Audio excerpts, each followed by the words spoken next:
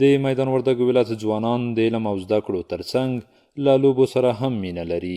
په دغه ولایت کې بېلابېلې دودیزې او عصري لوبې ترسره کیږي چې د سلګونه سیلانیانو لپاره د تفریح زمینه هم برابروي.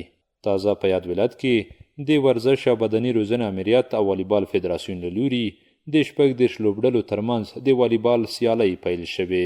میدان وردګو ولایت مرکز چرکي سیمه سلمان فارس عالی لیسه کې د دریم ځل لپاره د ځواک میدانکار په کوربته باندې د والیبال دوستانه تشویقي سیالۍ پیل شوې دي چې په دغه سیالیو کې تقریبا د بامیان، غزني، لوګر، کابل، لغمان، کاپیسا او کونړ ولایتونو څخه ټول 36 لوبډلو برخه اخیستې ده. له نورو ولایتونو ورزشکاران راځي چې د موږ د ولایت دغه نوي ورزشکاران، نوي والیبالر د هغوی له تجربو څخه ګټه واخلي او آینده کې ښې لوبې وکړي.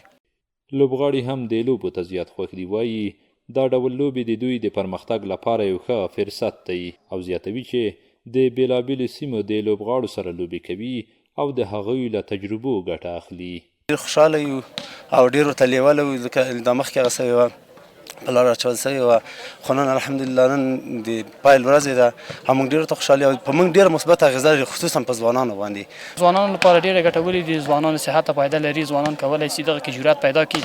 هغوی کولی شي په راتلونکي کې یوې جامعې ته خدمت وکړي. غوښتنه مې دا د امریت نه د مشرانو نه چې دغسې لوبو ته پرمختګ ورکړي تر څو ځوانان له نشهیي توکو له بې ځایه ګرځېدانه راوګرځي.